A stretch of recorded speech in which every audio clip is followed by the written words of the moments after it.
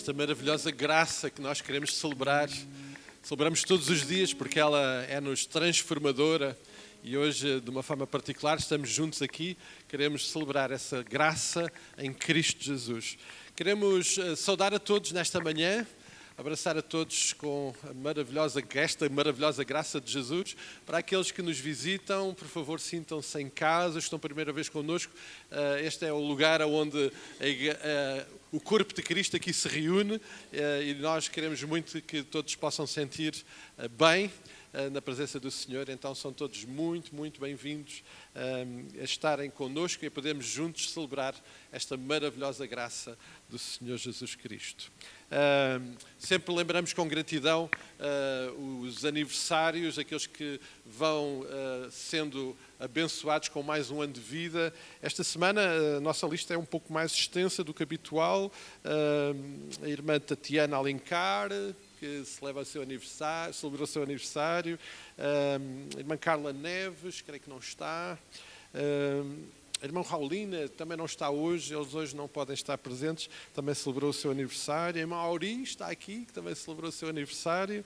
A netinha do irmão António, Carolina, também celebrou o seu aniversário. O irmão António também. E hoje mesmo o Martin Neves, que também celebra o seu aniversário, que não estão connosco hoje, mas que nós lembramos com gratidão. E no dia 22, a igreja celebrou o seu aniversário. De facto, é 22 de julho que a igreja celebra o seu aniversário e nós, com gratidão, queremos também hoje, de uma forma muito particular, celebrar 92 anos de vida. Por estas bênçãos nós somos gratos ao Senhor e queremos manifestar de facto isso ao Senhor em atitude de louvor e de gratidão.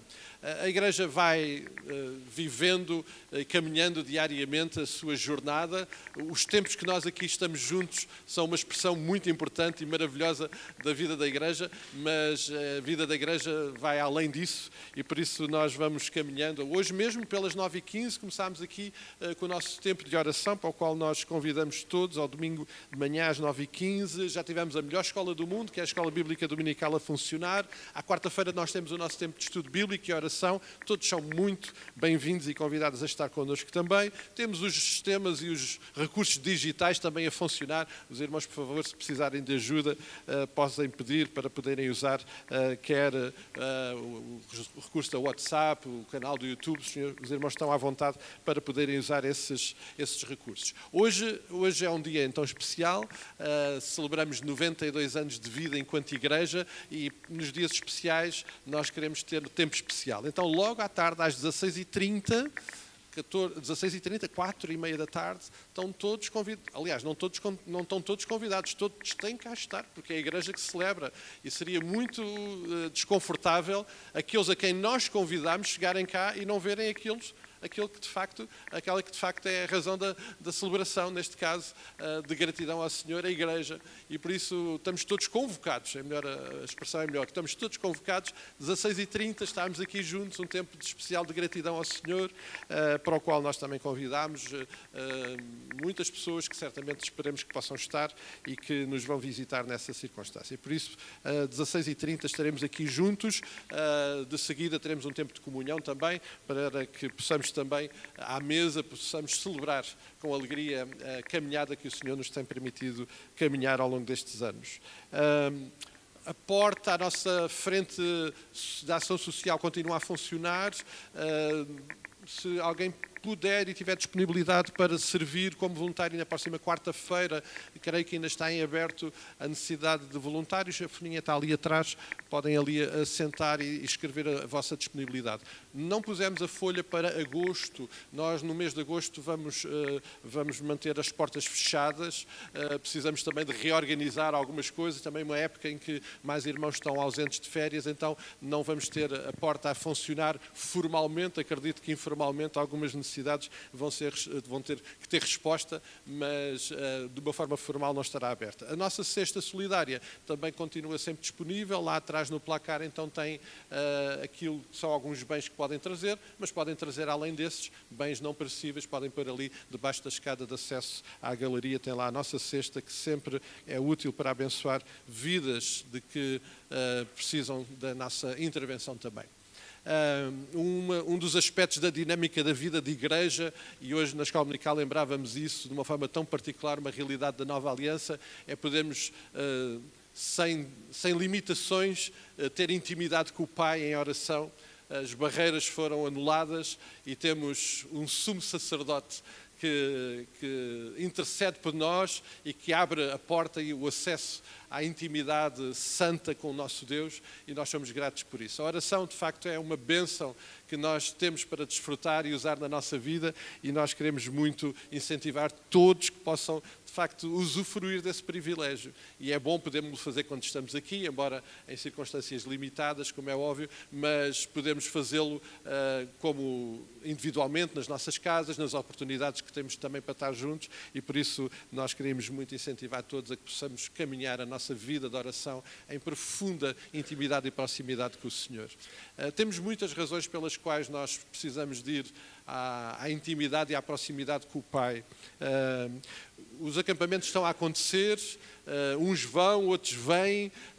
Os que estiveram esta semana no acampamento de Água de Madeiros, os irmãos podem ver, há aí uns pequeninos assim com um ar assim mais cansadinho, mas que dormiram um pouquinho menos, uns conselheiros também mais cansados. Mas ainda hoje de manhã, os nossos missionários Paulo e Sininha, lá em Moura, no Alentejo, me mandavam uma mensagem agradecendo muito pela colaboração dos nossos voluntários, os nossos conselheiros que ali estiveram, e pedindo que pudéssemos continuar a acompanhar os nossos campistas, porque aquilo que foi acontecendo de facto foi maravilhoso, e nós vamos querer continuar essa jornada, não é? Mas entretanto outros estão para ir, os acampamentos estão a acontecer, não só em Água de Madeiros, e por isso, por favor, mantenham em oração este assunto também. Temos irmãos que estão doentes, que precisam de cuidado sobrenatural do Senhor, algumas mazelas. Hoje os irmãos podem ver que o nosso irmão Manuel Carlos está ali com o braço ainda limitado. Depois daquele percalço, vamos continuar a orar pela recuperação. Os irmãos receberam, fomos partilhando algumas notícias da Ana, a esposa do pastor Daniel Lopes. Pela graça de Deus, o Senhor está a agir sobrenaturalmente na sua vida e somos gratos por isso, mas continuar a orar por ela. E alguns que não estão cá hoje, provavelmente também por questões de saúde, mas alguns que estão aqui e que têm questões de saúde e que nós precisamos nos cuidar. E por isso, razão mais que suficiente para continuarmos em oração na dependência do Pai para essa intervenção. Uma época muito particular na vida dos nossos estudantes e dos nossos professores, os nossos estudantes a terminar as aulas e, em alguns casos, a procurarem compreender o que é que vem a seguir em termos da sua caminhada de formação. Os professores, alguns dos nossos professores estão naquela época que para onde é que agora vamos, e a precisar de respostas também. Por todos eles nós queremos orar e pedir que o Senhor esteja presente e a cuidar das suas vidas. Não queremos deixar de continuar a orar pelo povo e pela igreja na Venezuela. Da oferta que levantámos, já enviámos mais de 300 euros esta semana e, portanto, vão chegar dentro dos próximos dias lá para apoiar o trabalho e a ajuda na recuperação daqueles irmãos lá. Se os irmãos quiserem e desejarem ainda dar alguma oferta, por favor, falem com os tesoureiros e deem essa oferta de uma forma específica, e isso chegará lá também. Queremos continuar a orar por paz, os irmãos. As notícias são tão preocupantes do mundo, com tanta agitação, com tanta guerra. Precisamos de orar por paz, porque que o Senhor toque corações e possa realmente também cuidar daqueles que estão nesses lugares. E orar pela nossa nação, amados. Nós queremos, como igreja, cumprir a missão que o Senhor nos tem dado de levarmos Cristo nesta nação. E nós somos gratos por o podermos fazer de uma forma livre, mas precisamos tanto de ousadia. Hoje a carta aos Hebreus desafia-nos na nossa intimidade a sermos ousados, a termos de facto a nossa ousadia de estarmos na intimidade, na proximidade com o Senhor, a mesma ousadia que precisa de nos levar a partilhar o Evangelho de Cristo com aqueles que ainda não têm. E por isso queremos orar por Portugal, pela nossa nação, pelos nossos vizinhos, os nossos amigos, os nossos familiares que ainda não têm um relacionamento com Cristo, que esse milagre possa acontecer. E queremos levar este assunto aos cuidados do Pai. E vamos orar por isso também. Temos tantas outras razões, mas eu queria pedir que o Gabriel, por favor, viesse. O nosso Gabriel pudesse. O Gabriel também, dentro de dias, vai para os Açores servir também como conselheiro nos acampamentos lá. e, portanto, depois vamos lembrá-lo também nessa jornada. Mas vamos ficar de pé, amados, vamos à presença do Senhor e vamos orar, pedindo o cuidado, a presença e a intervenção do Senhor nas nossas vidas. Oremos então. Pai, Senhor, nós estamos aqui na Tua presença. Queremos Te agradecer pelo Deus que Tu és, Pai. Muito obrigado, Senhor, porque até aqui o Senhor tem cuidado de nós. Até aqui o Senhor tem sido fiel a nós, Pai. Muito obrigado, Senhor, por tudo que o Senhor tem feito pelas nossas vidas, Pai. Pai, neste momento queremos Te colocar nas Tuas mãos os nossos pedidos de orações, Pai, as nossas súplicas, Pai. O Senhor sabe de todas as nossas dificuldades, nossos problemas, Pai. Nós entregamos nas Tuas mãos, confiando que o Senhor é fiel e justo para cumprir, Pai, para fazer o melhor, Pai. Nós Te pedimos para que o Senhor faça a Tua vontade, que Tua vontade prevaleça, Pai. Nós Te pedimos também, Pai, e Te agradecemos por mais um ano de vida da nossa igreja, Pai, que até aqui o Senhor esteve conosco, Pai. Muito obrigado, Senhor, porque o Senhor foi fiel no começo, o Senhor continua sendo fiel e o Senhor será fiel até o final, Pai. Muito obrigado, Senhor, por mais esse momento, Pai, de culto, mais esse momento, Pai, de estarmos aqui na Tua presença, Pai.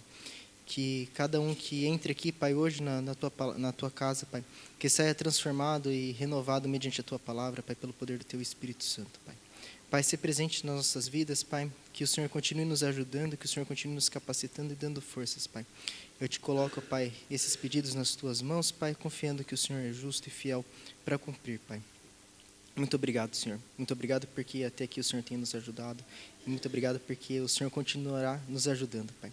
Tudo isso eu Te peço e Te agradeço. Em nome de Jesus. Amém. Amados, há pouco na escola dominical eu partilhava que há alguma probabilidade de não haver o culto hoje às 16h30. E uma das razões pela qual isso pode acontecer é que Jesus pode voltar. Certo? Jesus pode voltar entre as 11, o meio-dia e as 16h30. E se não houver culto às 16h30, por essa razão, amados, vai ser a melhor celebração de aniversário da Igreja Batista do Traviscal na Glória. Entretanto, se Cristo não voltar, amados, isto é sério, porque isto precisa de realmente moldar os nossos corações. Nós não sabemos o que vai acontecer, quando vai acontecer, mas temos sido chamados como igreja a sermos expressão da adoração, da celebração deste nome. E temos que o fazer nessa perspectiva. Esta pode ser a última vez que estamos juntos para celebrar Cristo antes dele voltar. Então, eu não sei o que é que isso provoca no vosso coração, mas a mim dá muita vontade de celebrá-lo. Eu vou pedir que o grupo Louvor venha, ele vai nos dirigir neste tempo, mas esta é a ideia. Se esta for a última vez que nós vamos estar juntos aqui como igreja para celebrar, o que é que nós temos para entregar ao Senhor esta manhã? Bom dia. Bem, o pastor já deixou aqui um desafio, mas ele não usou a expressão que costuma usar sempre, que é vamos louvar o Senhor como se não houvesse amanhã. E nós vamos começar com uma leitura bíblica do Salmo 96, que vai estar ali projetado, e que diz o seguinte: cantai ao Senhor um cântico novo, cantai ao Senhor todas as terras, cantai ao Senhor, bendizei o seu nome, proclamai a sua salvação dia após dia, anunciai entre as nações a sua glória, entre todos os povos as suas maravilhas. Porque grande é o Senhor e muito digno de ser louvado, temível mais que todos os deuses. Porque todos os deuses dos povos não passam de ídolos, o Senhor, porém, fez os céus. Glória e majestade estão diante dele, força e formosura no seu santuário. Tributai ao Senhor, ó famílias dos povos, tributai ao Senhor glória e força. Tributai ao Senhor a glória devida ao seu nome. Trazei ofrendas e entrai nos seus átrios. Adorai o Senhor na beleza da sua santidade. Tremei diante dele todas as terras. Dizei entre as nações, reina o Senhor. Ele firmou o mundo para que não se abale e julga os povos com equidade. Alegrem-se os céus e a terra exulte. Ruja o mar e a sua plenitude. Folgue o campo e tudo o que nele há. Regozijem-se todas as árvores do bosque na presença do Senhor, porque vem julgar a terra. Julgará o mundo com justiça e os povos consoante a sua fidelidade. Amém. E de facto a palavra de Deus convida-nos a juntar-nos e a anunciar as suas maravilhas, a louvar o seu nome e a cantar um cântico novo. E nós sabemos que os salmos eram cânticos de antigamente e não sabemos com que ritmo e com que músicas, com que notas e acordes é que eles cantavam, mas nós vamos cantar uma música que é inspirada neste salmo e que a letra é praticamente igual ao salmo. Não sei se como Davi fazia, mas vamos fazê-lo à nossa maneira e vamos todos juntos louvar o Senhor.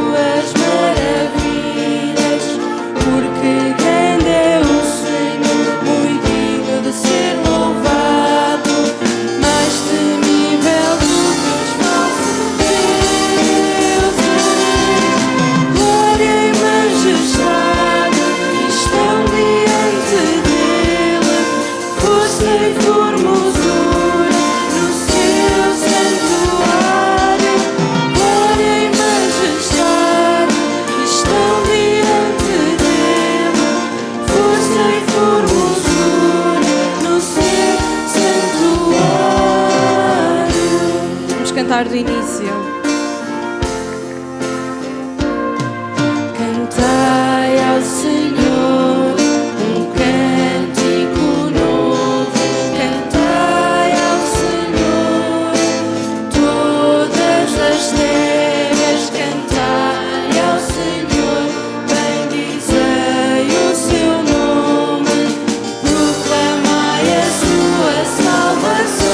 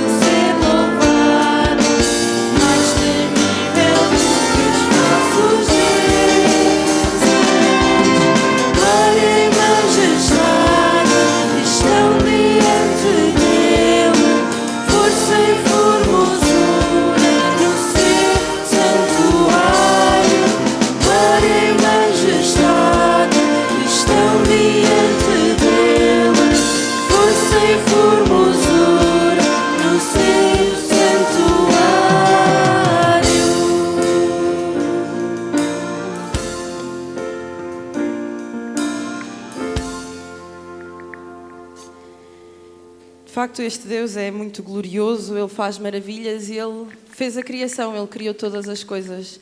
E quando nós olhamos à nossa volta, toda essa criação proclama o seu nome e louva o seu nome.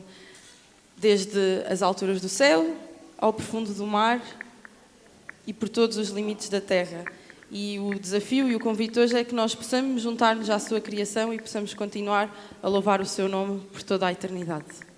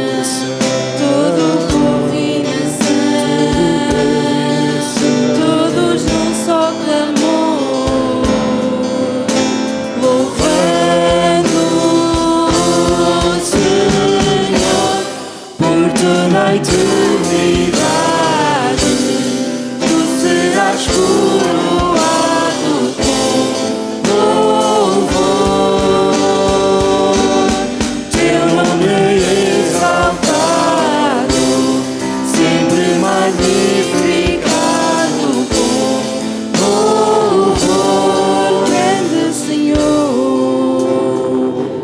alturas do céu.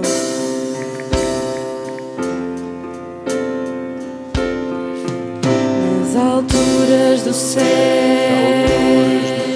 no profundo do mar, nos limites da terra, louvamos-te com todo o coração, todo o povo e nação, todos num só clamor, louvando-o, Senhor, por toda a eternidade. Tu serás coroado com louvor. Teu nome é exaltado, sempre magnificado com louvor. Por toda a eternidade, tu serás coroado com louvor. Teu nome é exaltado, sempre magnificado com louvor. Grande Senhor, grande Senhor, grande Senhor. Amém. E este grande Senhor, Ele não é um Deus de longe, Ele é um Deus de perto, Ele é um Deus de proximidade. E Ele revelou-se no Seu Filho e enviou, e é através dele que nós temos a salvação. E durante a sua vida, Jesus ensinou-nos muitas coisas e ensinou-nos que Ele é a nossa rocha e que nós temos que viver a nossa vida firmados nele.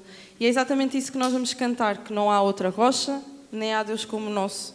E rocha eterna, a rocha é Jesus. E enquanto nós louvamos e lembramos esta rocha, vamos também ter a oportunidade de entregar os nossos dízimos e as nossas ofertas, lembrando quem nos visita para não se sentir constrangido a fazê-lo, mas nós fazemos-lo como um ato de louvor, de adoração a este Deus que criou todas as coisas, mas que enviou, nessa sua grandeza, enviou o seu Filho para morrer por nós. Então vamos continuar. Eu não vou pedir aos irmãos para se sentarem, porque esta música pede que estejamos de pé e que possamos bater palmas.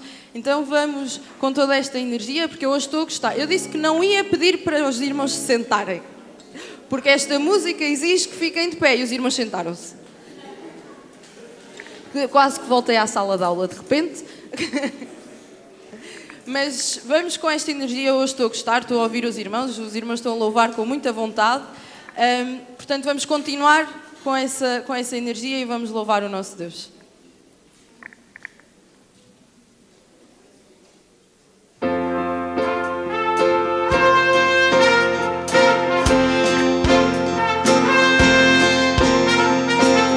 Outra rocha, nem há Deus como o nosso. Outro nome digno do nosso louvor.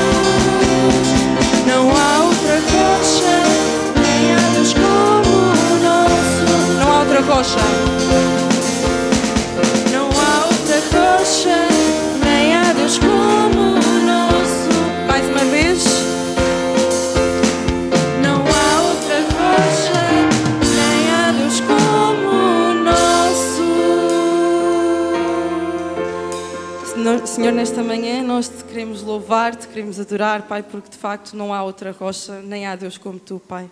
Te agradecemos porque podemos juntar-nos aqui, Senhor, todos os domingos de manhã em liberdade para louvar-te, para adorar-te, para ler a tua palavra, Senhor, para ouvir sobre ela, para aprender sobre ti, Pai. Te agradecemos porque tu de facto és um Deus que faz maravilhas e que faz maravilhas na nossa vida, Senhor. Neste momento te queremos entregar este louvor, te queremos entregar esta adoração, Pai, te queremos entregar estes dízimos e estas ofertas, Pai. Eles são reflexo do teu sustento nas nossas vidas, Pai, e te queremos pedir que guies a liderança desta igreja, Pai, para utilizar estes recursos de acordo com a tua vontade, Senhor. Pedimos que continues a ser com este culto, Pai, te pedimos que sejas com o culto de logo à tarde, Pai, em que vamos celebrar 92 anos de vida aqui no Trubiscal, Senhor. Te pedimos que sejas também com o pastor Diné, que vai de seguida entregar a tua mensagem, Pai, que ele possa ser porta-voz daquilo que tu tens para nos dizer hoje, Senhor. Te pedimos que sejas com cada pessoa que está aqui hoje, Pai, com cada membro desta igreja, Senhor, com cada visitante, Pai, e também com aqueles que não estão hoje, pelas mais variadas razões, Senhor, que tu possas também estar com eles, Pai. Tudo isto te pedimos e agradecemos em nome de Jesus. Amém. Os irmãos podem ficar sentados e vou chamar cá à frente as nossas crianças, porque Jesus lembrou a importância das crianças também durante o seu tempo aqui, em que nos ensinou um variadíssimo leque de coisas. Ele ensinou-nos que as crianças são importantes e, portanto, eu vou pedir que elas se juntem para nós podermos louvar com elas.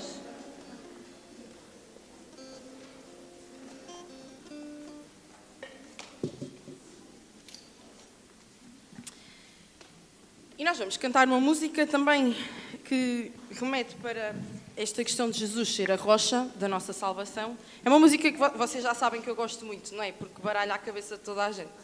Então vamos, vocês lembram-se desta música? Jesus é a rocha da minha salvação, seu sinal sobre mim é o amor. Lembram-se? Boa. Então, nós, os adultos é que não têm tão boa memória, que isto com a idade a memória vai se deteriorando. Então nós vamos cantar agora uma primeira vez para relembrar a letra, relembrar os gestos, assim calminho, para depois fazermos aqui umas dinâmicas, não é? Então vamos lá.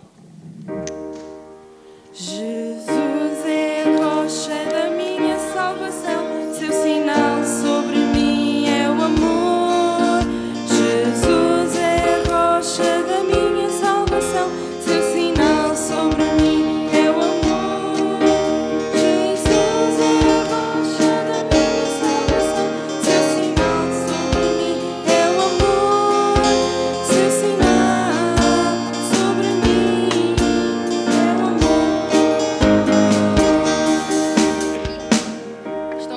O baterista estava cheio de vontade de continuar. Vocês já se lembram, não é? Toda a gente se lembra. Os adultos lembram-se? Sim, boa. Então, estão a ver ali aquelas palavras assim em maiúsculas com cores bastante salientes? Sim? Sim. Pronto, daqui um bocado não as vão ver. Porque elas vão desaparecer. E quando elas desaparecerem, nós não as podemos cantar. Portanto, vai primeiro desaparecer a palavra rocha, depois vai desaparecer a palavra salvação, depois vai desaparecer a palavra sinal e depois desaparece a palavra amor. Atenção que estas palavras não desaparecem do mundo, desaparecem dali. A gente não as canta, mas o amor continua cá, está bem? É para nós nos lembrarmos sem termos cábulas. Portanto, nós vamos cantar, vamos começar assim devagarinho, mas depois isto vai acelerar. E, portanto, temos que fazer os gestos ao mesmo tempo que cantamos. Nós fazemos o gesto, mas não cantamos a palavra. Portanto, se no fim toda a gente estiver baralhada, a nossa missão foi cumprida. Estou a brincar. Mas então, vamos só relembrar o gesto assim devagarinho, que é para depois os irmãos não se perderem. Então é assim, é Jesus é a rocha da minha salvação. Seu sinal sobre mim é o amor. Está bem? Portanto, a letra é curtinha, é fácil de aprender. Só depois é um bocadinho mais complicado, porque são muitas palavras em pouco tempo. É salvação, exatamente.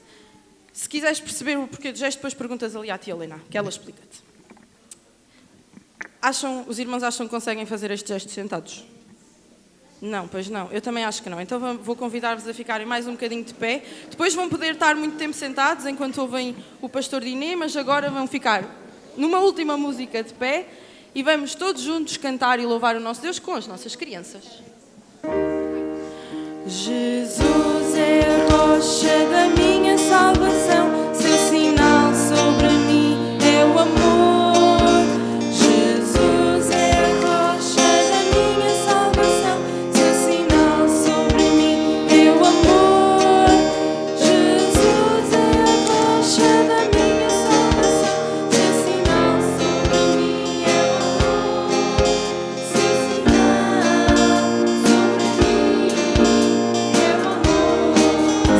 rocha. Jesus é a minha salvação, seu sinal sobre mim é o amor. Jesus é a minha salvação, seu sinal sobre mim é o amor.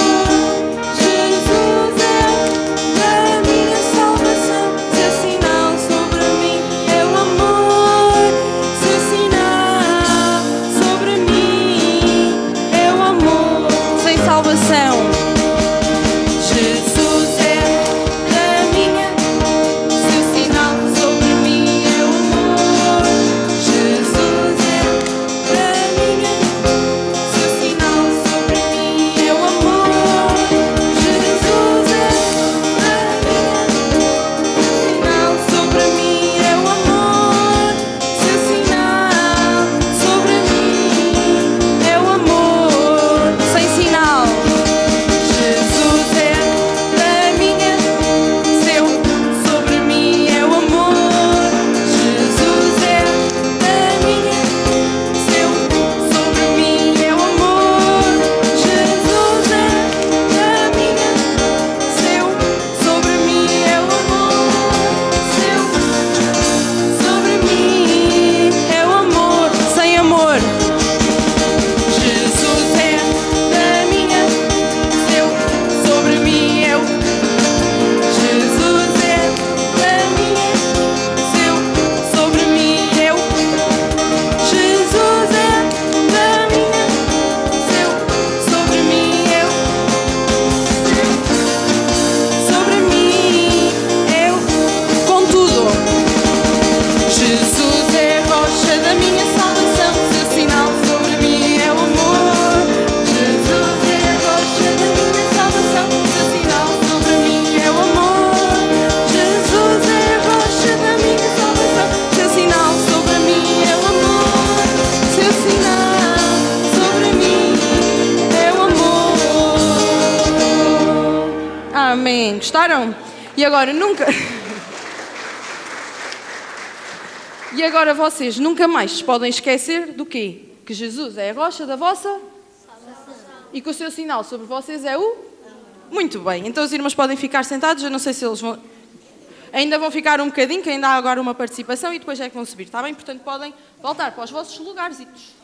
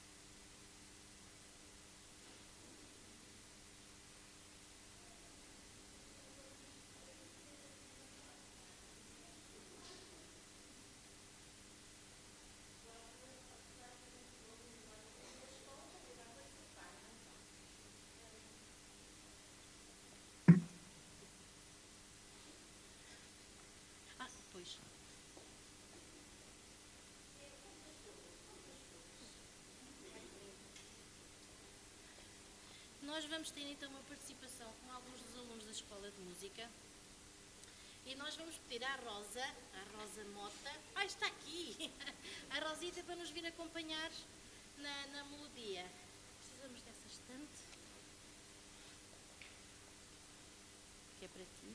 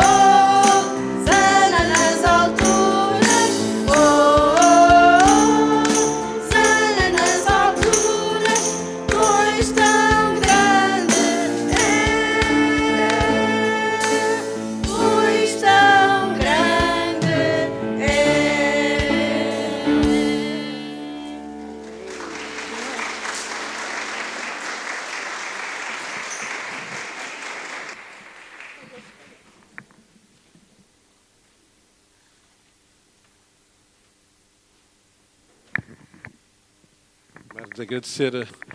Isto é uma expressão muito prática do ministério que a Paula tem desenvolvido na formação musical e para alguns que podem, ok, o Arthur só esteve ali a bater, pois, mas aquilo é no tempo.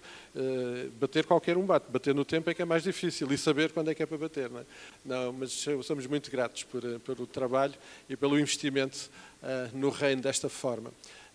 As crianças podem subir, elas vão ter o seu tempo. Subir, acho que hoje nem vão subir, vão atravessar, não é? Hoje vão atravessar, vão ficar lá fora, mas elas vão ter o seu tempo de estudo da palavra para elas. E são muitos, o que é muito bom. Há pouco, quando partilhava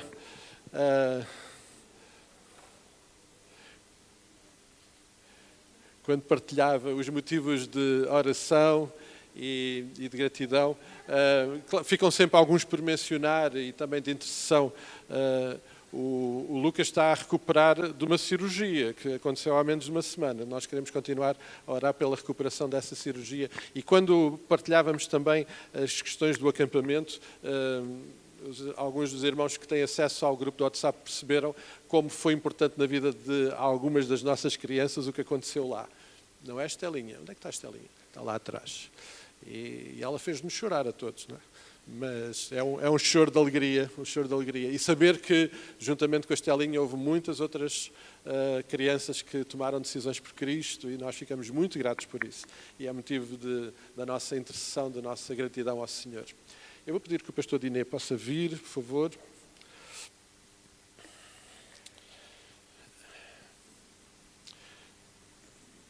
Apresentar o pastor Diné, para quem não conhece, para mim é fácil, porque nós temos o privilégio de ser amigos há muito tempo. Temos na nossa caminhada algumas coisas em comum e uma delas que creio que marca a vida de qualquer um de nós tem a ver com os Açores, porque ele mais cedo, mais precoce do que eu, viveu lá, cresceu lá. Nós tivemos o privilégio de usufruir mais tarde do ministério missionário do pastor Diné, pai, mas ninguém fica indiferente a esse investimento e, naturalmente, depois, quando mais tarde nos encontramos e caminhamos juntos, perceber que, de facto, o Senhor, de uma forma muito particular, usou aquele tempo, aquele lugar para nos moldar, para nos usar também.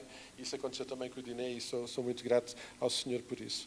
O pastor Diné, entretanto, voltou ao Brasil, casou com a Rose, que tem duas meninas maravilhosas, de seu nome... Ana Clara e a Larissa. Ok, Ana Clara e a Larissa, os nomes, como sabem, passam a maior parte das vezes ao meu lado, não é? Mas somos gratos pela família, eles servem já há 8 anos, creio, não é? Estás em... Vai fazer 5. 5 menos tempo. Ok, 5 anos que eles estão a servir ali na Igreja Batista de Coimbra. Somos muito gratos pelo ministério que o Senhor está a fazer através das suas vidas.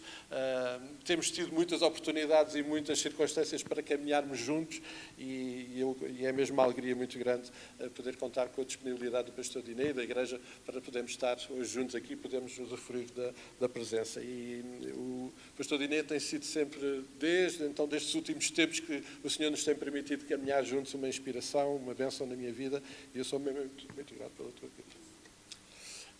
Vamos orar para que o Senhor possa abençoar o pastor Diné. Nós, quando pensámos em convidar o pastor Diné para o aniversário, tê-lo cá à tarde era bom, tê-lo cá de manhã também era melhor, então eu desafiei-o a que ele pudesse considerar a possibilidade de estar nos 2 cultos e ele amorosamente concedeu-nos essa disponibilidade e, portanto, eu estou certo que o Senhor irá falar connosco através da sua vida e, por isso, é também por isso que queremos orar. Pai, nós somos muito gratos. O teu amor, como já aqui lembramos, é maravilhoso e ele se revela nas nossas vidas de tantas formas, mas na pessoa do Senhor Jesus Cristo nós temos a expressão mais sublime do teu amor por nós. E é esse amor, é essa expressão do teu amor por nós que queremos celebrar mais uma vez nesta manhã. É por ele que aqui estamos, é ele que nós queremos honrar e celebrar nesta manhã, mais uma vez. Ó Pai, muito obrigado, porque este Teu amor transformou as nossas vidas, abriu o caminho para nos relacionarmos contigo de uma forma maravilhosa e podemos entender e compreender a tua existência, a tua intervenção, a tua vontade, os teus propósitos. De facto, é algo que nós nunca conseguiremos te agradecer. Nesta hora, Pai, a nossa gratidão, primeiramente pela vida do pastor Diné, da sua família, do seu ministério e da igreja ali em Coimbra. A nossa oração é que possas usá-lo para falares connosco, para tocares e intervires nas nossas vidas através da tua palavra. Oramos pela unção do teu Santo Espírito sobre a sua vida e nos entregamos e queremos mesmo ter ouvidos disponíveis para te ouvir nesta manhã. É a nossa oração de clamor, de gratidão também, que levamos a ti no nome do Senhor Jesus Cristo. Amém, amém, amém.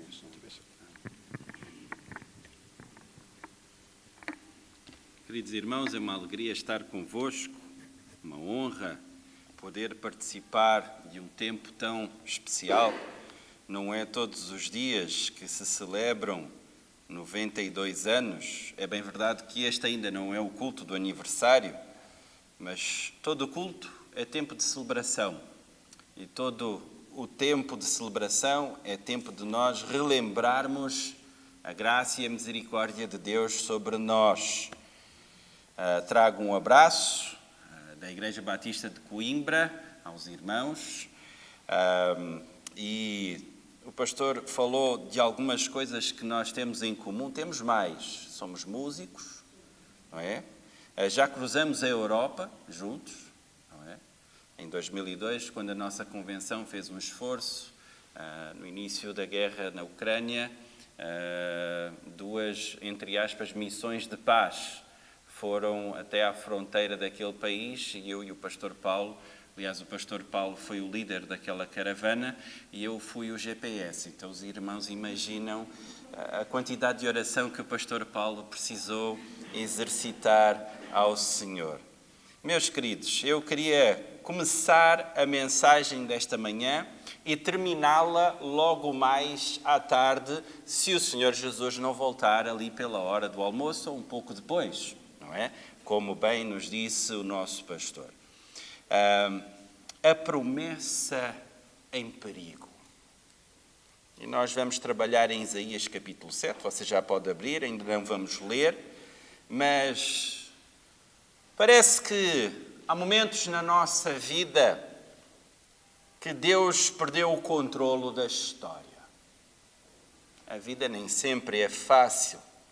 Há momentos em que nós olhamos para as circunstâncias e perguntamos: como é possível que Deus vá cumprir a sua promessa neste momento? Foi assim com Abraão, quando Sara era estéril. Foi assim com José, quando estava preso no Egito. Foi assim com Moisés, diante do Mar Vermelho. Foi assim com os discípulos, quando Jesus morreu na cruz.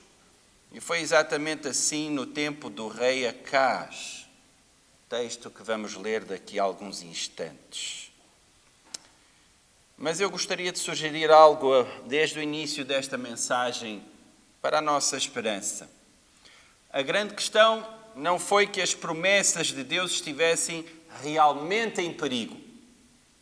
O problema era que elas pareciam estar em perigo. Existe uma enorme diferença entre essas duas coisas. Nós normalmente vemos só o presente. Deus vê toda a história. Nós vemos uma crise. Deus vê o cumprimento da sua vontade. Nós vemos o exército inimigo. Deus vê o fim desde o começo. E Isaías capítulo 7 conta exatamente essa história.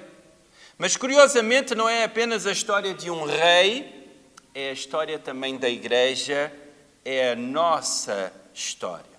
Mas, antes de irmos a Isaías capítulo 7, precisamos voltar no tempo. Então, entrem numa cápsula do tempo e vamos voltar cerca de 300 anos antes desse momento, do capítulo 7 de Isaías. Porque nós não podemos compreender este capítulo sem voltar ao segundo livro de Samuel, capítulo 7 também. E ali encontramos uma das maiores promessas de toda a Bíblia, porque Deus vai dizer a Davi: estabelecerei o teu reino para sempre. E essa promessa torna-se a espinha dorsal da esperança de Israel. A partir daquele momento, toda a expectativa messiânica vai passar pela casa de Davi, como diz o Senhor. O Messias será descendente do rei Davi, herdeiro do seu trono, rei eterno. Agora imagine, se a casa de Davi desaparecer, se outro homem ocupar o trono, se a dinastia acabar, como Deus cumprirá a sua promessa? É precisamente isso que está em jogo neste capítulo 7 de Isaías. Mas é bom nós também termos em mente o pano de fundo histórico do que está a acontecer. Estamos ali por volta do ano 730 a.C. O grande império da época era a Assíria. Como acontece frequentemente na história, quando surge uma grande potência, os pequenos reinos procuram unir-se para sobreviver. E foi exatamente isso que aconteceu. O rei Rezim, da Síria, o rei Peca, de Israel, no norte, decidiram formar uma coligação contra a Assíria. Vale lembrar que, a esta altura, o reino de Israel está dividido em dois reinos. O reino do norte, conhecido por esse nome, Israel, e o reino do sul, conhecido como Judá. Então convidam o reino de Judá para se juntar a essa aliança, mas o rei de Judá, Acaz, recusou. Então tomaram uma decisão dramática. E o versículo 6, que nós vamos ler, vai dizer: subamos contra Judá e estabeleçamos nela o filho de Tabeel como rei. À primeira vista, parece apenas mais uma mudança política comum para aquele tempo, e eu diria até para os nossos. Mas não. É uma tentativa de destruir a linhagem davídica que reina e sempre reinou no sul. Pense nisto. Se o plano deles funcionar, não haverá mais descendente de Davi no trono. E a promessa de 2 Samuel capítulo 7 parecerá que fracassará. É por isso que este capítulo é muito maior do que simplesmente um relato de guerra. Na realidade, trata-se da continuidade da história da redenção. Agora sim, vamos ler o capítulo 7 de Isaías. Vamos ler os versículos inicialmente do 1 até ao 9. Eu leio na nova versão transformadora, que diz assim: Quando Acaz, filho de Jotão e neto de Uzias, era rei de Judá, Rezim, rei da Síria, e Peca, filho de Remalias, rei de Israel, saíram para atacar Jerusalém. Contudo, não conseguiram executar o seu plano. Havia chegado à corte de Judá a seguinte notícia: a Síria se aliou com Israel contra nós. O coração do rei e do seu povo estremeceu de medo, como árvores se agitam numa tempestade. Então o Senhor disse a Isaías: pega o seu filho, Sear-Jazub, e vai encontrar-se com o rei Acaz. Ele estará no final do aqueduto que abastece o tanque superior, perto do caminho para o campo onde se lava a roupa. Diga a Acaz que pare de se preocupar e que não precisa ter medo da ira ardente daquelas duas brasas apagadas, Rezim, rei da Síria, e Peca, filho de Remalias. É verdade que os reis da Síria e de Israel tramam contra ele e dizem: atacaremos Judá e conquistaremos, então colocaremos o filho de Tabeel para reinar sobre Judá. Mas assim diz o soberano, o Senhor soberano: essa invasão não acontecerá, jamais ocorrerá, pois a Síria não é mais forte que sua capital Damasco, e Damasco não é mais forte que seu rei Rezim. Quanto a Israel, em 65 anos será esmagada e completamente destruída. Israel não é mais forte que a sua capital Samaria, e Samaria não é mais forte que seu rei Peca, filho de Remalias. Se vocês não crerem com firmeza, não permanecerão firmes.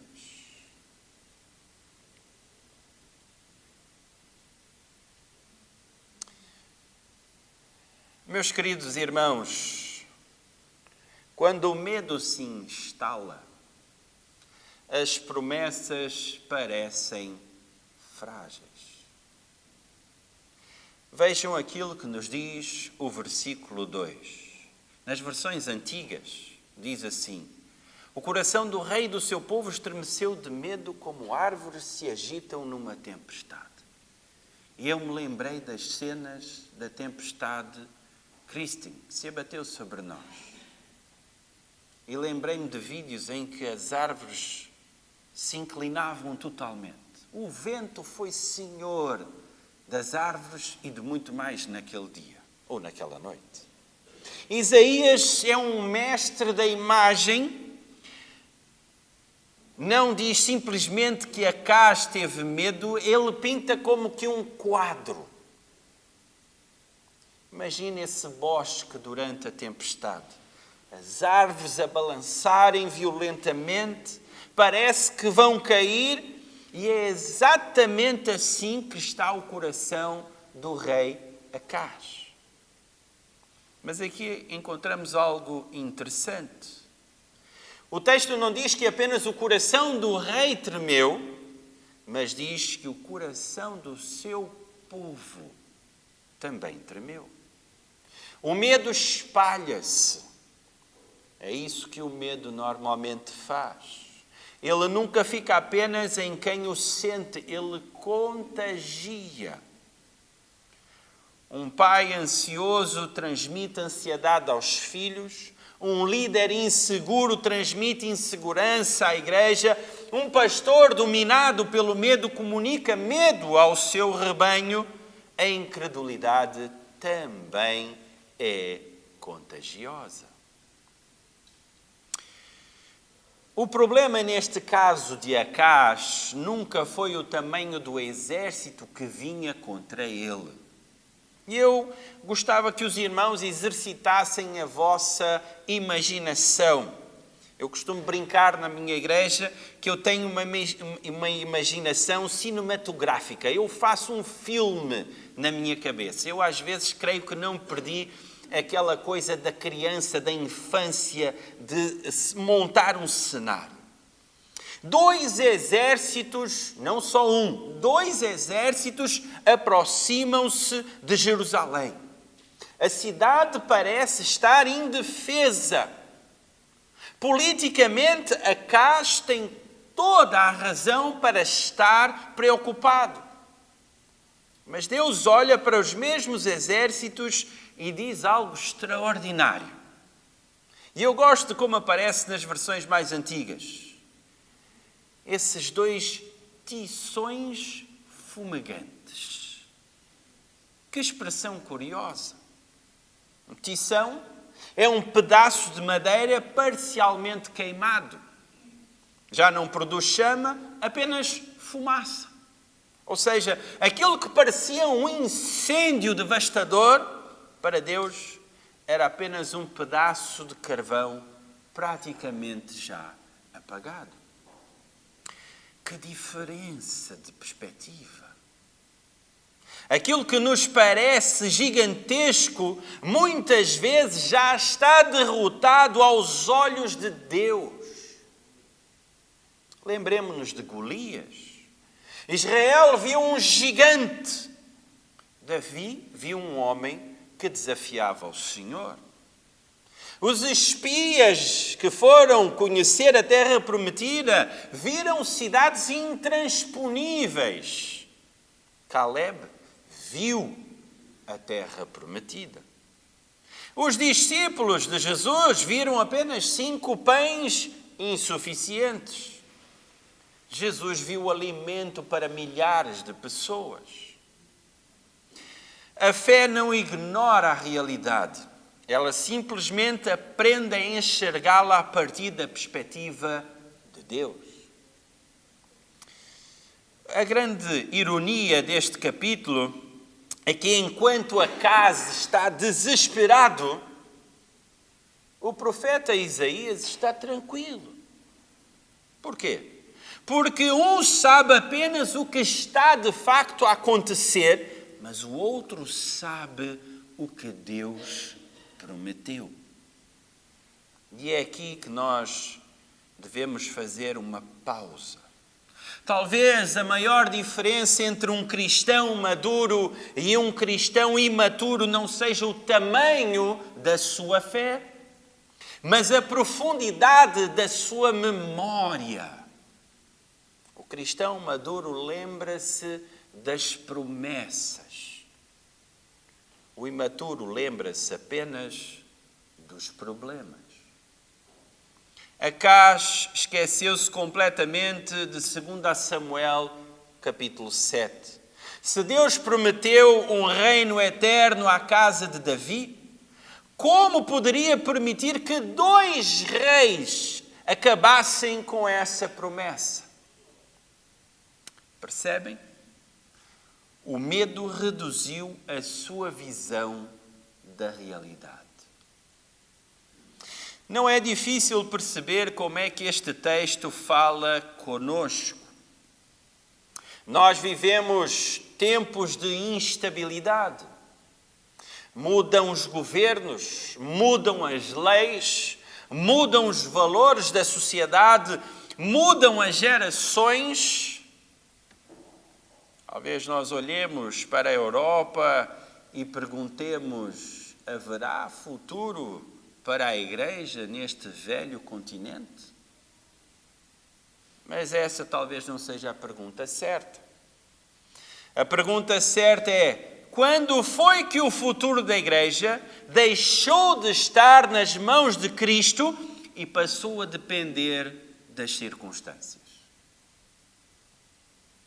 Jesus disse: edificarei a minha igreja. Ele não disse: edificarei a minha igreja se a cultura colaborar. Ele não disse se houver liberdade religiosa. Também não disse se houver estabilidade econômica. Ele simplesmente disse: eu edificarei. As circunstâncias podem fazer-nos pensar que as promessas de Deus estão ameaçadas, mas nunca estiveram.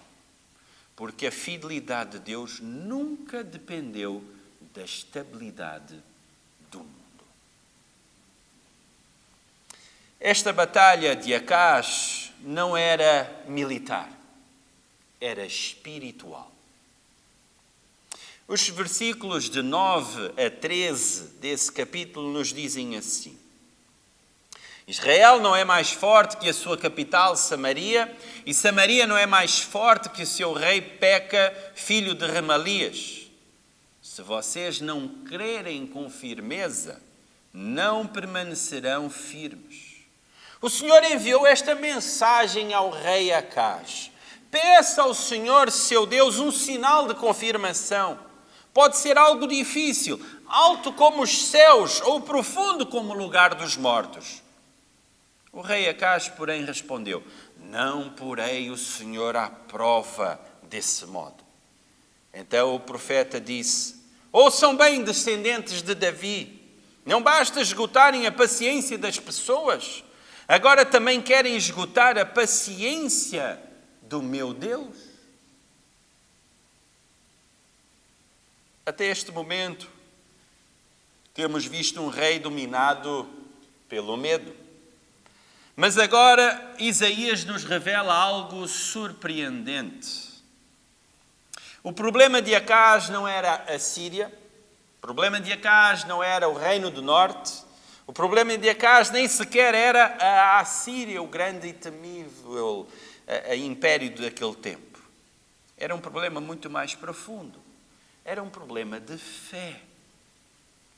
É interessante notar que quando Deus fala, Ele praticamente ignora os exércitos inimigos. Enquanto Acaz pensa em soldados, Deus fala de confiança. Enquanto Acaz pensa em estratégias, Deus fala de fé. Porque Deus sabe que a batalha decisiva nunca acontece primeiro no campo de guerra. Ela acontece primeiro no coração. Se não crerdes. E aí chegamos ao versículo que é provavelmente o eixo, ou um dos eixos de todo o capítulo. Se vocês não crerem com firmeza, não permanecerão firmes. Na tradução para português, nós perdemos a beleza da construção das palavras. Porque no hebraico, Isaías faz um jogo de palavras, algo parecido com as rimas da nossa língua. E as duas palavras que ele usa como principais têm a mesma raiz de palavras conhecidas como amém, como fidelidade, como firmeza, como confiança. E Isaías cria um jogo sonoro, uma rima, que nós poderíamos traduzir: se não confiardes, não permanecereis firmes. Ou ainda, sem fé não há estabilidade. Que frase extraordinária! Acaz procurava exatamente isto, estabilidade. Mas o problema é que ele procurava uma estabilidade política. E Deus diz: a estabilidade não nasce da política, nasce da confiança, e da confiança em mim. E aí nós encontramos uma tentação que atravessa toda a Bíblia, eu diria que chega até os nossos dias. Sempre que o povo de Deus enfrenta uma crise, surge a mesma pergunta: em quem vamos confiar? Foi assim no Êxodo: voltar para o Egito ou confiar em Deus? Foi assim com Davi: vestir a armadura de Saul ou confiar no Senhor? Foi assim com Ezequias: render-se aos assírios ou esperar em Deus? E continua a ser assim conosco. Quando a igreja enfrenta dificuldades, somos tentados a acreditar que a solução muitas vezes está apenas em melhores estratégias, em mais recursos, em influência política, em prestígio social, em capacidade humana. Não estou a dizer que estas coisas sejam inúteis. O problema é quando elas começam ou elas substituem a confiança em Deus. E sabem o que mais? Nesta altura, Acaz já tinha tomado uma decisão. Há um detalhe que Isaías não menciona diretamente, mas o segundo livro dos Reis, no capítulo 16, esclarece. Enquanto Isaías está a falar, Acaz já está a negociar com o grande império assírio. Ele envia prata e ouro do templo para comprar proteção. Que ironia!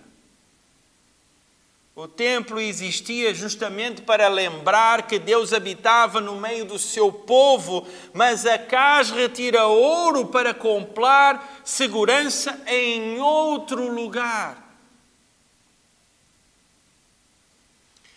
Sempre que deixamos de confiar em Deus, vamos acabar por sacrificar aquilo que é santo para preservar aquilo que nós julgamos essencial.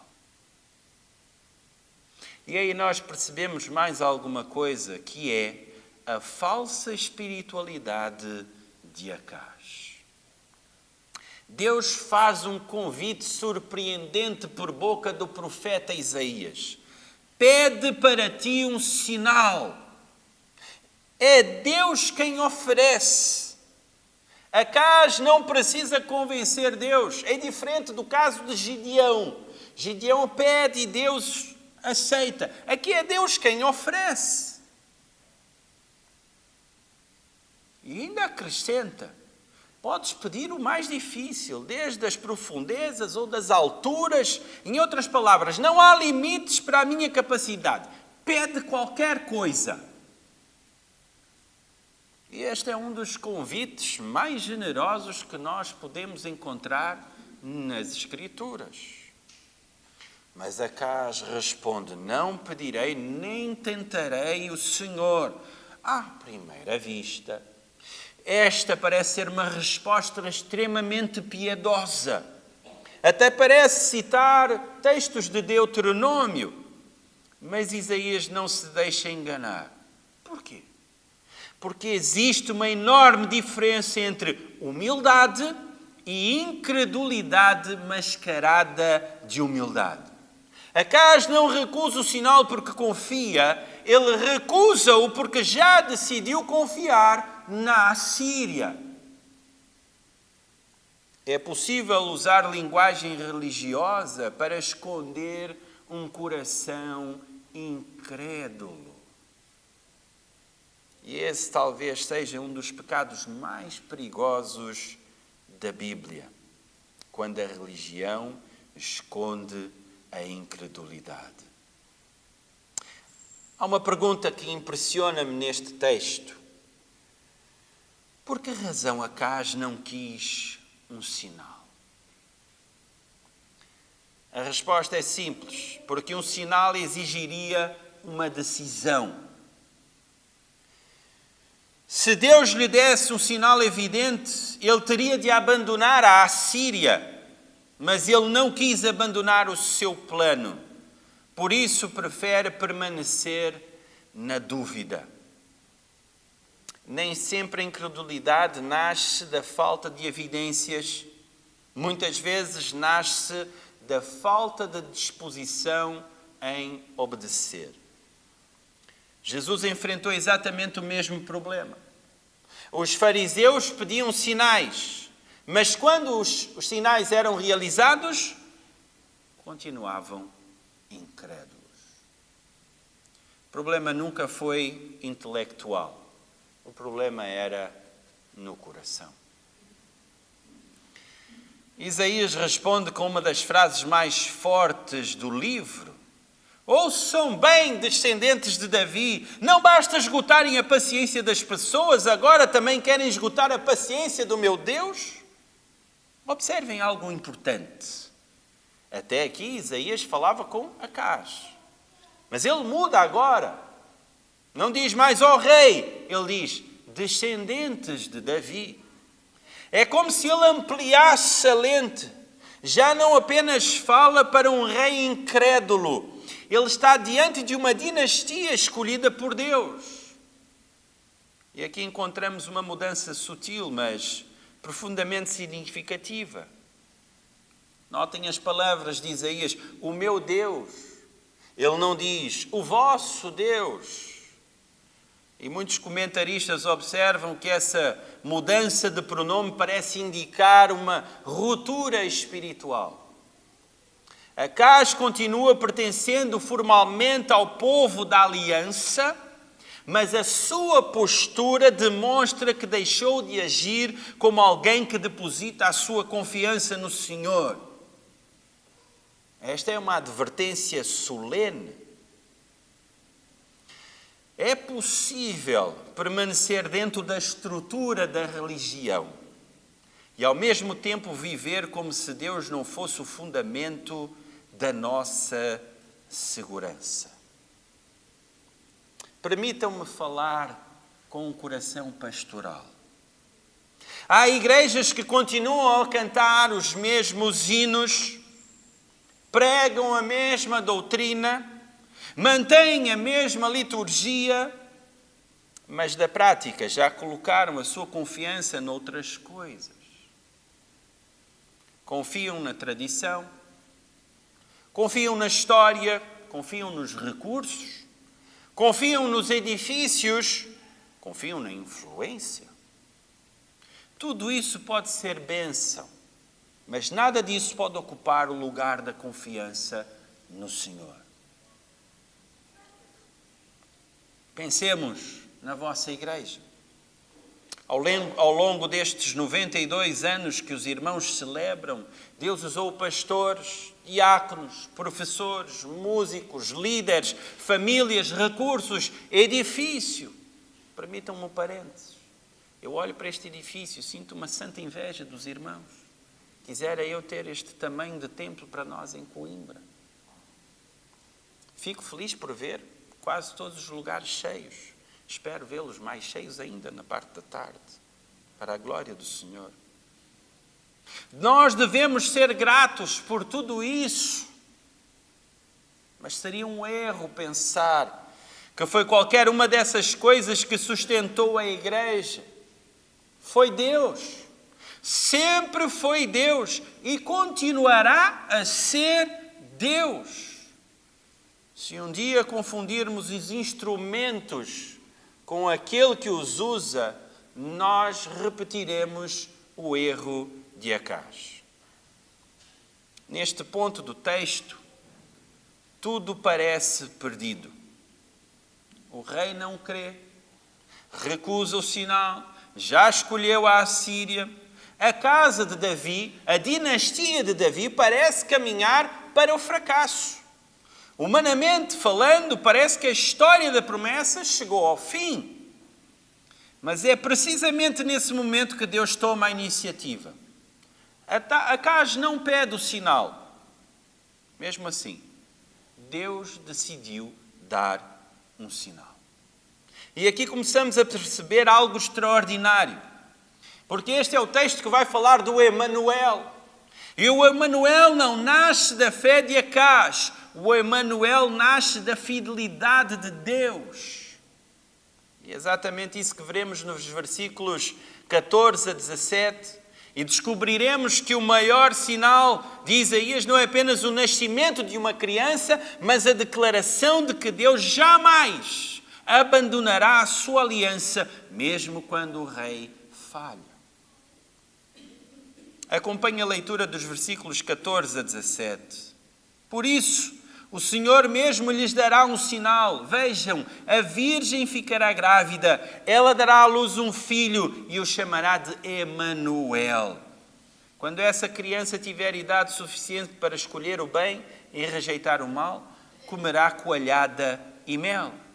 Pois antes de a criança chegar a essa idade, as terras dos dois reis que vocês tanto temem ficarão desertas. Então o Senhor trará sobre vocês, sua nação e sua família, coisas como nunca houve desde que Israel se separou de Judá. Trará contra vocês o rei da Assíria. Há momentos na Bíblia em que uma única palavra muda completamente o rumo da história. E este é um desses momentos. Depois da recusa de Acaz, esperamos ouvir uma sentença de condenação. Esperamos que Deus diga, muito bem, já que não confiaste em mim, retira a minha promessa. Mas não é isso que acontece. Isaías vai dizer, portanto. E esse portanto deveria surpreender-nos. É um portanto da graça. Não é consequência da fé de Acaz. É consequência da fidelidade de Deus. Acaz recusou pedir o sinal, então Deus responde, o próprio Senhor vos dará um sinal. Não é Acaz quem produz esperança, é Deus. Não é a fé do rei que sustenta a aliança, é a fidelidade do Senhor. Porque Deus continua comprometido com a sua promessa. E neste momento nós precisamos voltar a 2 Samuel capítulo 7, porque ali Deus havia dito a Davi, a tua casa e o teu reino serão firmados para sempre diante de ti. Promessa do Senhor ao rei Davi. Agora pensem comigo. Neste momento tudo parece caminhar na direção oposta. A casa, a dinastia de Davi está ameaçada. O rei é incrédulo, a nação está dividida, os inimigos cercam Jerusalém. Humanamente falando, o plano de Deus parece fracassar completamente. Mas apenas parece. E aqui encontramos um princípio que percorre toda a Escritura. As promessas da aliança descansam na fidelidade de Deus, não na perfeição dos seus servos. Deus continua comprometido com a sua promessa. Ainda olhando para 2 Samuel capítulo 7,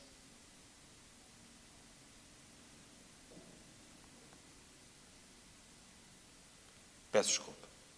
Chegamos então ao versículo talvez mais conhecido deste capítulo.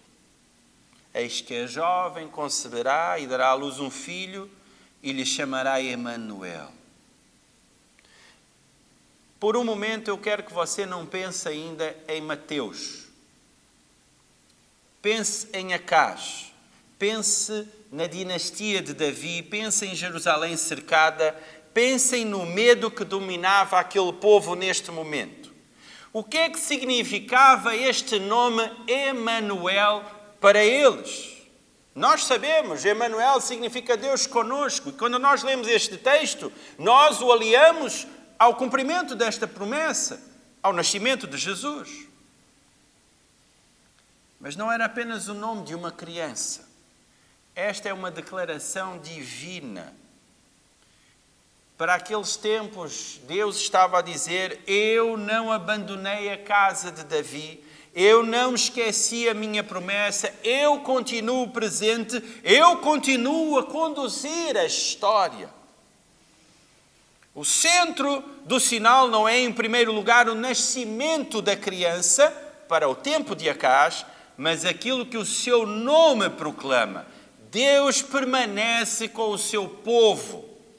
Enquanto Acás olha para os exércitos à sua volta, Deus convida-o a olhar para a sua presença e para a sua promessa. Algo parecido com aquele momento do profeta Eliseu e do seu servo, quando cercados por grande exército. Nós temos um Deus que permanece quando o rei falha. E há algo profundamente emocionante neste capítulo, porque Acás falhou, mas Deus permaneceu. E este é o padrão nas Escrituras, porque Abraão falhou, Moisés falhou, Davi falhou, o seu filho Salomão falhou, Acás falhou. Apesar disso, Deus continuou a escrever a história da salvação. Que esperança isso nos dá! Se a obra de Deus dependesse da perfeição dos homens, ela já teria terminado há muito tempo e nós nem sequer estaríamos aqui hoje. A igreja existe porque Deus é fiel e não porque o seu povo nunca falha. O sinal tinha um horizonte próximo e outro mais distante. E nós precisamos ser honestos com o texto. Porque Isaías está a falar a pessoas concretas, num momento concreto da história. Por isso a profecia precisava ter significado para o tempo de Acás, para a sua geração, e teve. Isaías afirma que antes que a criança atingisse certa idade, os dois reis que aterrorizavam Judá seriam removidos. E foi exatamente isso que aconteceu. Poucos anos depois, a Síria foi derrotada, o reino do norte entrou em colapso, a ameaça desapareceu. A palavra de Deus mostrou-se verdadeira. Mas esse não era todo o alcance do sinal. A derrota daqueles dois reinos respondia à crise do presente. O nascimento do Emanuel respondia a uma questão muito maior. A casa de Davi sobreviveria? A promessa feita a Davi seria anulada pela incredulidade de Acás? A resposta de Deus é um sonoro não. Ele mesmo preservaria a dinastia davídica.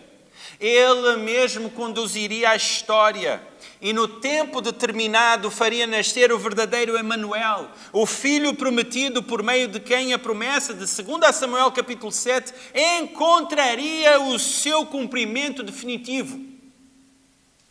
É por isso que o sinal possui 2 horizontes inseparáveis, é verdade. No horizonte próximo, Deus garante a queda dos inimigos que ameaçavam Judá. No horizonte definitivo, Deus garante a preservação da casa de Davi até à vinda do Messias. A primeira promessa confirma a fidelidade de Deus no presente. A segunda revela que essa fidelidade atravessa séculos até encontrar o seu cumprimento perfeito em Jesus Cristo. E o livro de Isaías começa a ampliar este horizonte. É como se o profeta dissesse: se Deus preservou a casa de Davi hoje, o que fará amanhã? Então Isaías continua. No capítulo seguinte, o Emanuel volta a aparecer. No capítulo 9, nasce um filho. Mas esse filho recebe títulos extraordinários. Maravilhoso Conselheiro, Deus Forte, Pai da Eternidade, Príncipe da Paz. Como pode um rei, um simples rei, receber tais nomes? Isaías está a ampliar o horizonte. Depois chegamos ao capítulo 11. Do tronco aparentemente morto de Jessé nasce um renovo. Notem que beleza poética. Primeiro a casa de Davi quase é destruída. Depois resta apenas um tronco. Mas Deus faz brotar vida exatamente do lugar onde todos pensavam que já não havia esperança. Isaías está a preparar os seus leitores para compreender que a fidelidade de Deus será muito maior do que a que imaginam. Meus irmãos, quando olhamos para a igreja e pensamos, os melhores dias já passaram. Talvez alguns tenham pensado isso durante perseguições, outros durante guerras, outros durante crises económicas, outros diante do secularismo. Mas Isaías ensina-nos algo extraordinário. A história da igreja nunca dependeu da força das circunstâncias. Ela depende da presença de Deus. Enquanto Deus disser, estou convosco, há esperança. Porque a presença de Deus sempre foi mais determinante do que o tamanho de qualquer exército. Naquele dia, Acaz ouviu que Deus continuava com a casa de Davi. Mas séculos mais tarde, Deus faria algo infinitamente maior. Já não enviaria apenas um sinal da sua presença, viria Ele próprio habitar entre nós. É essa história que nós vamos olhar na parte da tarde. Quero concluir, terminar voltando ao início. Acaz olhou para os exércitos. Deus olhou para a aliança. Acaz viu uma crise. Deus viu uma promessa. Acaz acreditou que tudo estava em perigo. Deus sabia que nada do que ele prometera poderia falhar. Talvez hoje alguns de nós estejam a olhar apenas para os exércitos que cercam a nossa vida. Problemas familiares, enfermidades, incertezas quanto ao futuro, preocupações com a igreja, desafios da sociedade em que vivemos. Mas o capítulo 7 de Isaías convida-nos a levantar os olhos. A pergunta decisiva não é quão grande é a crise. A pergunta decisiva é quão fiel é o Deus da aliança. E a resposta de Isaías é clara. Tão fiel que preservou a casa de Davi quando parecia impossível. Tão fiel que cumpriu a sua promessa através das gerações. Tão fiel que quando chegou à plenitude dos tempos, fez aquilo que nenhum ser humano poderia imaginar. Bem, mas essa já é a história para hoje à tarde. Hoje à tarde nós voltaremos a essa promessa e descobriremos que o Emanuel não é apenas um nome. É a maior demonstração que Deus nunca abandonou o seu povo e nunca abandonará a sua igreja. Que a graça desse Deus misericordioso continue conosco.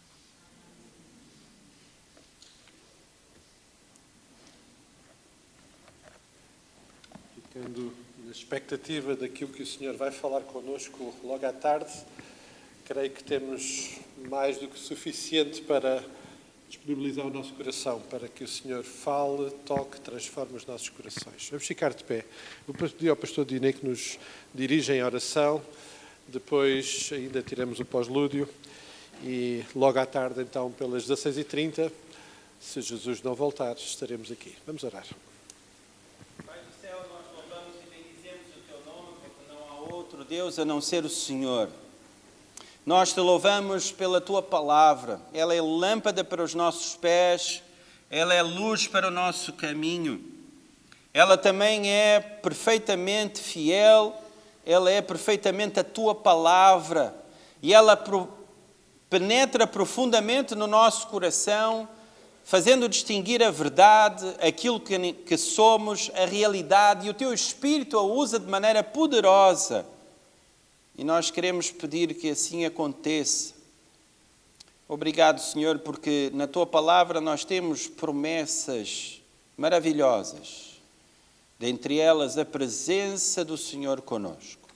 Não importam as circunstâncias, não importa o tamanho dos problemas, não importam as adversidades, o Senhor está conosco. E como diz o cântico infantil, se o Senhor está no nosso barco, vai tudo bem. E nós Te louvamos por isso. E queremos pedir que esta verdade seja um dos alicerces desta igreja. Seja os alicerces da vida de cada um destes irmãos aqui nesta manhã. E que o Senhor os faça prosperar para a glória do Seu nome, para a expansão do Seu Evangelho, para a salvação de almas. É o nosso desejo, é a nossa oração. No nome de Jesus. Amém. Podemos ficar sentados durante alguns momentos.